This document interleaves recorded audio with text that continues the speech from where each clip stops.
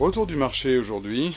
Alors aujourd'hui c'est un marché son et vidéo. En particulier ces deux lecteurs de CD classiques. Bon, en même temps plus personne n'en veut les lecteurs de CD. Il y a un Akai, un Sony et un Philips. Vraisemblablement le bloc optique qui marche plus. Enfin on verra. Ça c'est sympa, une platine vinyle. On va regarder.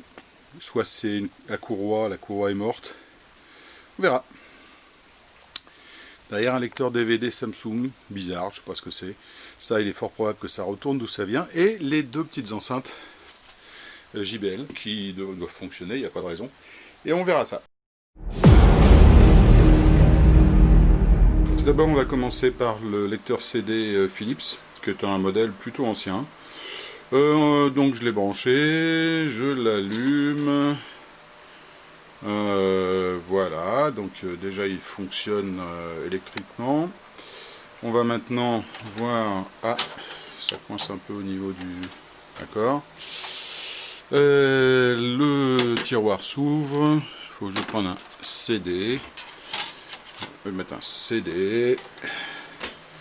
Et là la question c'est, est-ce qu'il le lit? Erreur. Bon bah ça commence bien. Je pense, je vais quand même l'ouvrir, je vais regarder, mais je pense que c'est le bloc vidéo optique, et donc ça va retourner à la déchetterie, d'où ça vient, compte tenu de l'âge et de l'intérêt du produit.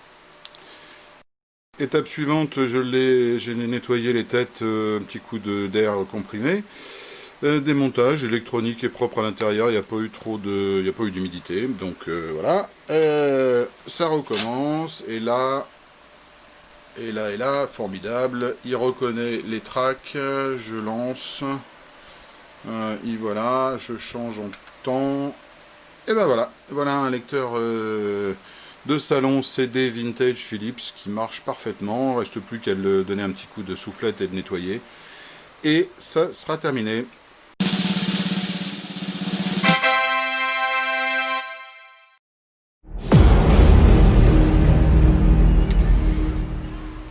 Bien, le deuxième est aussi un lecteur de CD, Sony. Branché, allumé, allumé.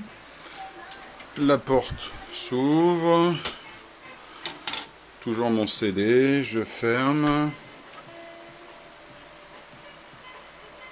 Ah ah, bah lui il a l'air d'être tout à fait sympathique, il marche très bien. Enfin, on va voir, mais...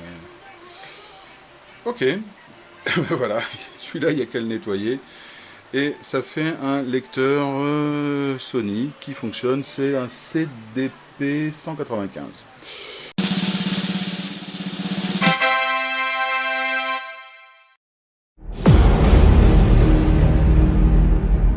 L'objet suivant, c'est un centre multimédia Samsung qui a directement une sortie vidéo, HDMI, sortie, ça fait ampli, ça fait tout, ça fait papa, maman. Donc qu'est-ce que ça donne? J'ai branché, je l'allume. Ah bah tiens, il y a de la vie. DVD, allons-y gaiement. Mais il se passe pas grand chose. D'accord. Alors le truc qu'il y a, j'ai déjà remarqué, c'est que en fait quand je fais... Il y a un disque dedans. Quand je fais éjecte, poussif. Bon.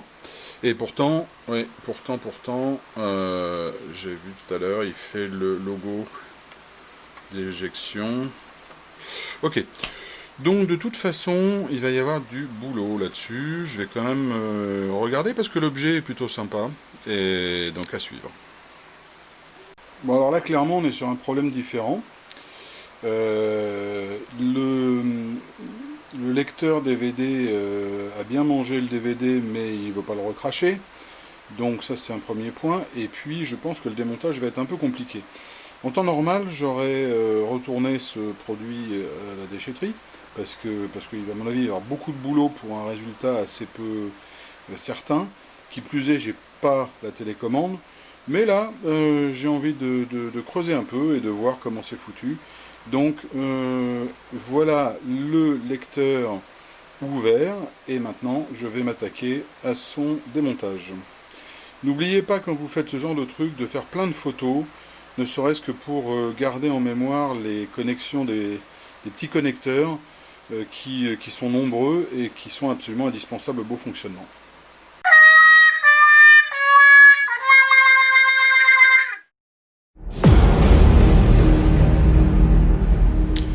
L'objet suivant, qui est certainement celui qui m'intéresse le plus dans mon marché du jour, c'est cette platine vinyle Akai AP1000, Auto-Return. Alors, qui dit Auto-Return dit mécanisme, dit souvent problème. Elle est branchée, c'est le premier essai. Ah bah déjà ça tourne. Alors ça c'est une bonne nouvelle. Ça veut dire que soit, je vais pas regarder encore si c'est de l'entraînement direct ou de la courroie, mais dans tous les cas de figure ça marche. Si je fais à ce niveau-là un auto-retour, ouais, d'accord. Eh ben écoute, ça me paraît, moyennant un petit nettoyage, une petite vérification, puis savoir où on est la tête de lecture, qui est une Akai aussi, ça me paraît pas mal. Retour sur la platine vinyle Akai. Tout à l'heure j'ai dit que c'était une AP1000, en fait c'est pas AP1000, c'est AP100C. Donc on va poursuivre un peu les essais mécaniques avant d'aller plus loin. Donc démarre, on est en position haute. Si je... D'accord, très bien. Donc aujourd'hui c'est grève, visiblement. Non. Je vais donc descendre. Oh putain, oui d'accord, là il va falloir faire de la lubrification parce que ça ne marche pas. Et je lance la procédure de démarrage. Ok, il descend bien. Super. Donc ça va. Et pour remonter, ça marche aussi. Bon, par contre là c'est particulièrement dur, donc il va falloir faire quelque chose. Donc il s'agit d'un entraînement à courroie. Voilà, j'ai démonté le plateau. La courroie est fatiguée. C'est le moins qu'on puisse dire. Elle est un peu distendue. Je pense qu'elle est encore fonctionnelle, mais il va falloir que j'envisage de commander une courroie neuve. Sinon, je vais avoir des soucis rapidement. Le système de retour, je le connais. J'ai déjà eu ça sur des trucs. Ben, il fonctionne, donc on ne va pas y toucher trop. Je vais juste faire un coup de nettoyage parce qu'elle est assez dégueulasse, ce qui est souvent le cas des produits récupérés en déchetterie. C'était dans un grenier et au lieu d'aller au vide-grenier, ça va à la déchetterie. Donc, première des choses, nettoyage, remontage et puis essai son pour voir si ça fonctionne et sinon, bah, c'est très bien. Petite vérification quand même sur la tête. Donc j'ai démonté le bloc de tête de lecture.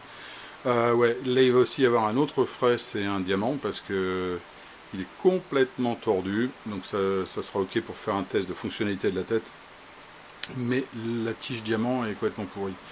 Donc en plus j'arrive pas à faire un gros plan net, donc tant pis, vous avez à me croire sur parole. Donc j'ai commandé une courroie que j'ai reçue, que j'ai installée, un grand nettoyage de printemps, lubrification des commandes. Et maintenant on va voir si ça marche.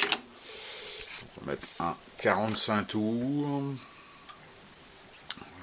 et on va voir ce qui se passe. Voilà, c'est vraiment beaucoup plus simple de démarrer.